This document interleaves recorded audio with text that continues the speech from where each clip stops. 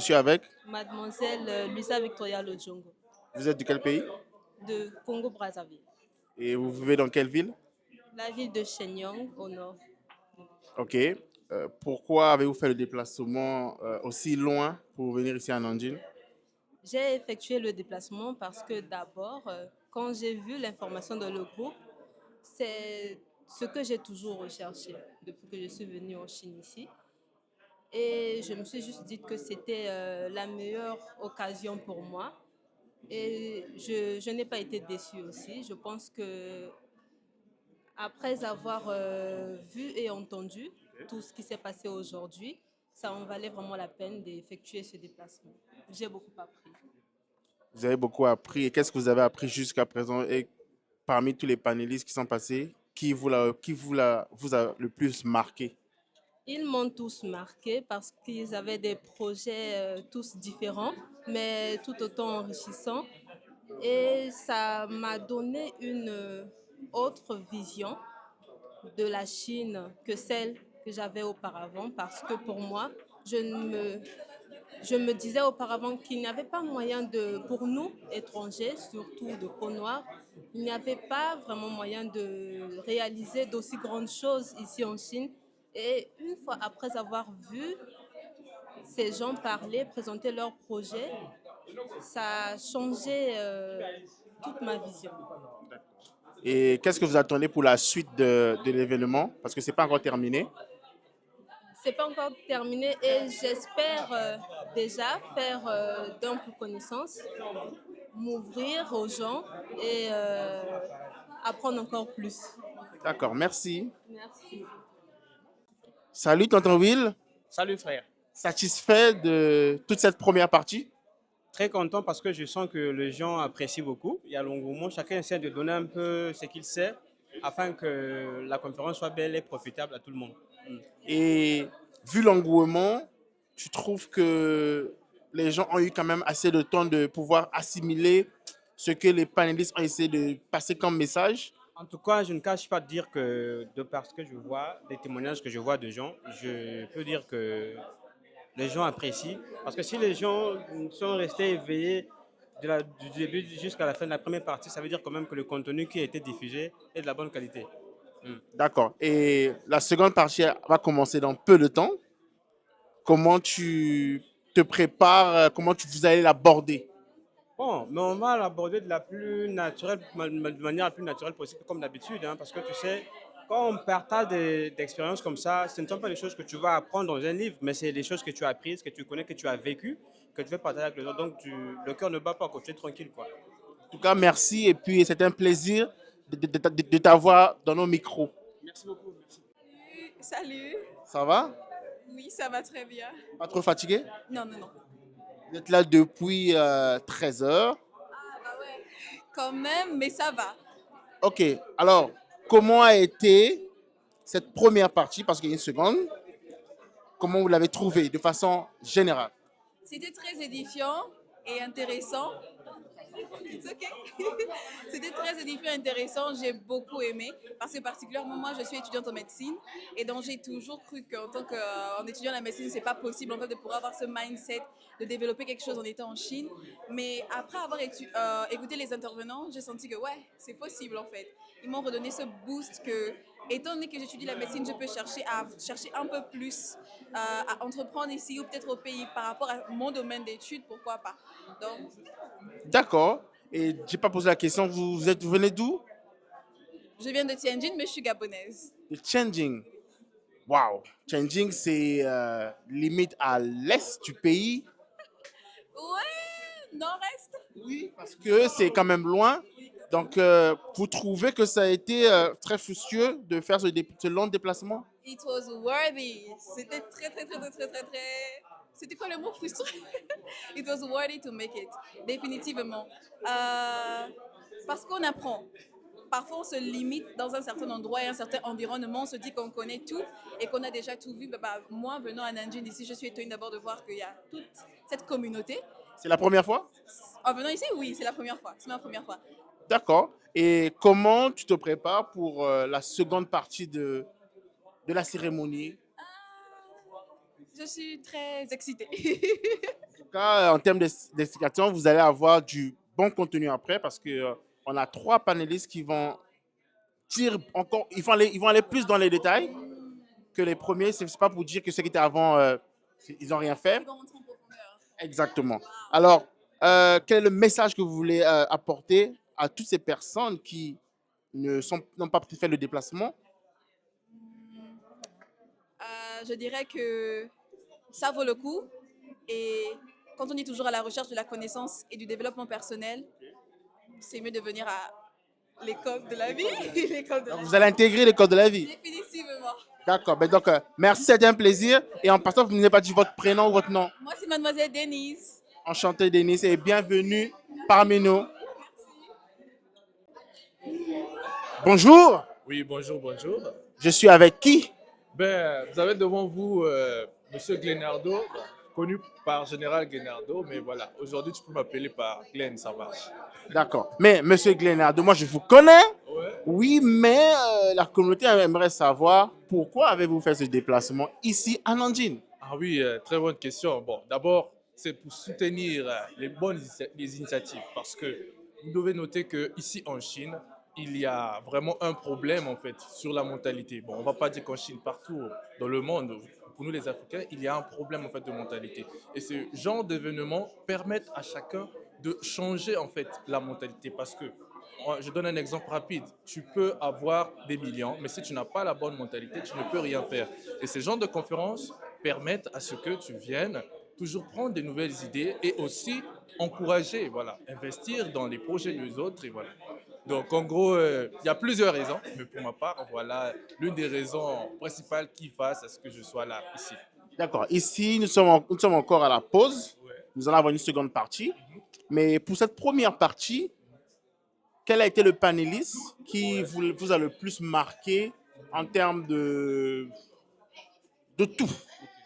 Pas de façon de détail, mais en termes de tout, prestante, etc. Oh, franchement, j'ai été beaucoup marqué par le panéliste, je crois, Monsieur Goma Chiveta. Christian, vraiment, c'est un développeur et à moi, ce que je connais. Et j'ai beaucoup aimé son idée de créer une plateforme qu'il appelle par Expat Frat. Voilà, cela permettra à chacun de, voilà, de présenter ses services. Parce que dans un monde voilà, multipolaire, il faut présenter ses services. Si on ne présente pas nos services, comment on peut vivre, surtout pour nous les Africains? Alors, moi, j'ai vraiment aimé ce point-là. Donc, il a créé ce site et il souhaite encore voilà, plus de soutien en tout cas. Alors, moi, déjà, je le soutiens davantage. Donc, sur ce point-là, déjà, je suis tellement comblé, quoi. J'ai tellement aimé la présentation du frère Goma Chivita. Et voilà. En tout cas, merci. Et on espère que vous allez aimer la suite de cette partie parce qu'il y a une seconde partie qui va commencer En tout cas, dans peu de minutes, peut-être 5 à 10 minutes. je sais déjà En tout que cas, je vais lui plaire. merci en tout cas. Oui, bonjour. Je suis avec qui? Vous êtes avec Sombal Tadio Louis Clarvy, autrement appelé Stone le Barbeur. Ah, vous êtes coiffeur. Oui, oui, je suis coiffeur. De profession ou de hobby? Bon, de profession. Donc, vous êtes ici en Chine en tant que coiffeur. Bon, je ne suis pas venu ici en tant que coiffeur. Bon, depuis au pays, je coiffais. Je suis venu en Chine en tant qu'élève. Étudiant. Étudiant, oui. Mais quand je suis venu en Chine, j'ai eu des amis qui m'ont parlé de la coiffe. Tellement il n'y a pas trop de coiffeurs afro qui coiffent nos cheveux là. Je me suis dit pourquoi pas me lancer et puis donner mes services aux autres. C'est ça qui m'a- Intéressant. Alors, comment avez-vous trouvé la cérémonie jusqu'à présent? Bon, la cérémonie, en tout cas, je peux dire, c'était waouh. En tout cas, vraiment waouh, j'ai accepté. J'ai vraiment apprécié. Pourquoi? J'ai vu une sœur qui a parlé, Qui est dans le même domaine que vous? ouais, qui a parlé de la coiffe. Quand elle a commencé, c'était pas vraiment facile, mais aujourd'hui, elle a pu ouvrir en fait son salon de coiffure. Et moi, ça m'inspire, ça me donne du courage de, d'avancer en tout cas. D'accord. Et par rapport à ce qu'elle a dit, ça vous donne plus de motivation à vous aussi ouvrir votre salon ici en Chine, peut-être ou encore au Congo? Évidemment, même en Chine, ça me donne en fait de l'inspiration, comment il faut procéder, comment il faut marcher, parce que elle m'a dit quelque chose que j'ai vraiment apprécié. Elle m'a dit, c'est pas facile. Aujourd'hui, tu peux ne pas avoir un client, mais il faut persévérer et avoir confiance en toi.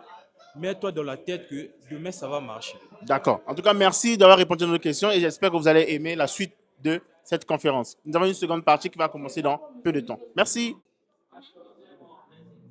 Rebonjour. Bonjour.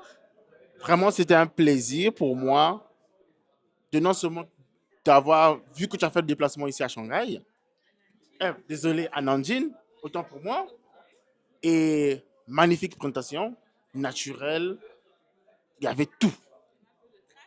Oui, ça arrive. Et j'ai pu au moins poser des questions à pas mal de gens qui ont été très inspirés par Teresa Beauty. Alors, toi, en venant ici à Nanjing, est-ce que tu t'attendais à ce type de retour des gens?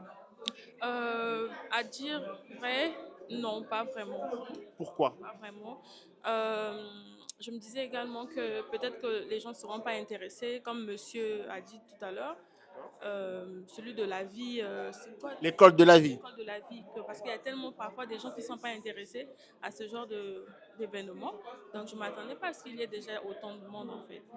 Satisfait par le monde ou par les réactions des gens par rapport à ton projet? Les réactions, oui, beaucoup satisfaites, ça booste, ça encourage, et en même temps ça te redonne un peu beaucoup de confiance dans ce que tu fais, ça me pousse simplement à continuer dans cette lancée en fait.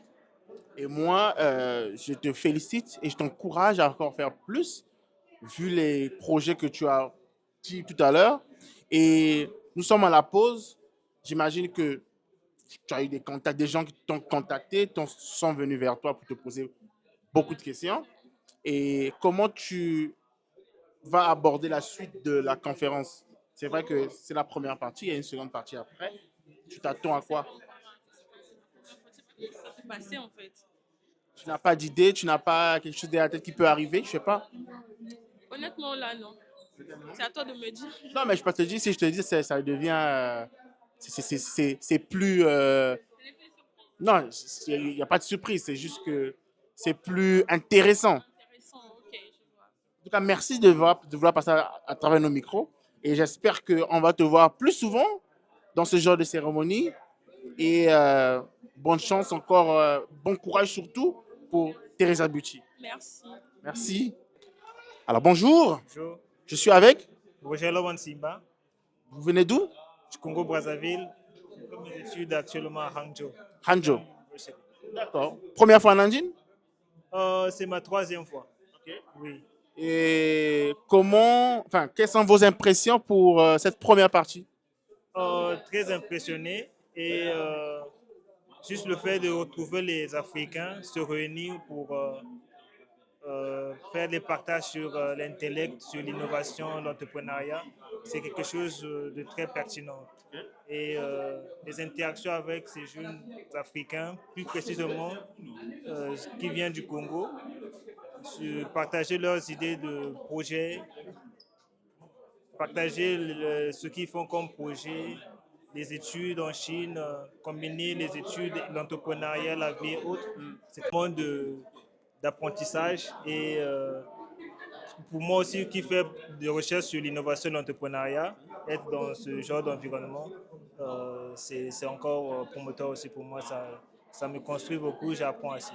Intéressant. Alors, parmi tous les panélistes, comment avez-vous trouvé les choix d'abord des panélistes? Qui vous a le plus marqué? C'est pas pour dénigrer les autres, mais parmi les panélistes, comment vous avez trouvé?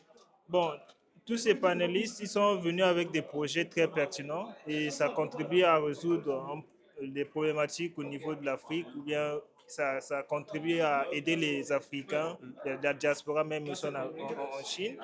Mais je me suis aussi carrément impressionné du monsieur qui vient du Bénin, qui a un projet sur la marque de vêtements, qui essaie un peu à travers son travail, exprimer les codes de la société africaine, c'est-à-dire prendre la modernisation et la culture, les combiner ensemble pour aussi nous, Africains, on puisse avoir l'expression dans nos vêtements, dans la façon que nous habillons. D'accord, merci. Alors, la suite de la cérémonie va reprendre en quelques instants. On espère que vous allez aimer la suite de la partie. Merci. Bonjour.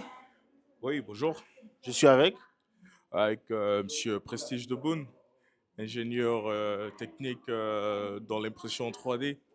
Ouais, tout ce qui concerne, en fait, nous, on travaille dans tout ce qui concerne les pièces industrielles et dans le domaine médical également. Donc, du coup, on se charge de quoi? On se charge, on commence par la conception. Après la conception, on a la fabrication et ensuite la mise en place des produits. Voilà un peu quoi. Moi, personnellement, je travaille plus dans le service après-vente, dans ce qui concerne quoi? La formation des opérateurs et tout, la maintenance technique, les installations, voilà un peu quoi. Intéressant. Je vois que vous avez beaucoup de profils, vous faites beaucoup de choses. Et aujourd'hui, vous êtes parmi l'un de nos panélistes. Vous allez être intervenu dans la rubrique travailleurs. Comment appréhendez-vous cette suite de la partie? D'abord, comment avez-vous vu la première partie? Qu'est-ce que vous avez en pensé? Bon, déjà, la première partie, elle était pleine de.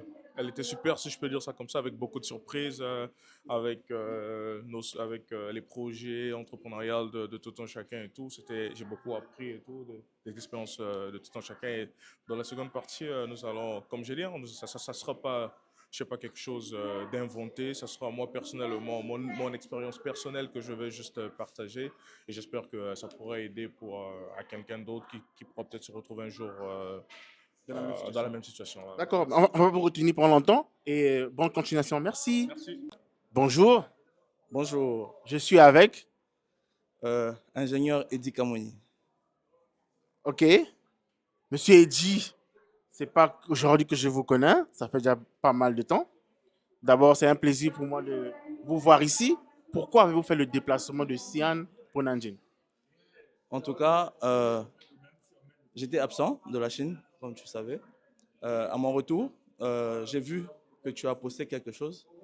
Et quand j'ai vu que c'était une opportunité de faire du networking, j'ai sauté sur l'occasion. Donc, je ne pouvais pas rater. Déjà que tu connais les conditions dans lesquelles je suis venu. Alors, jusqu'à présent, comment as-tu vu cette première partie de la conférence? Parce qu'il y a une suite. Et comment as-tu vu les choix des panélistes, tout ce qui a été dit jusqu'à présent? En tout cas, je suis vraiment impressionné et je remercie vraiment les organisateurs de l'événement. Et je suis vraiment impressionné parce que c'est au fait dans ça qu'on devait être et pas dans les divertissements comme d'habitude. Parce que nous avons en fait ce qu'il faut, mais seulement on n'a pas accès au fait à l'information.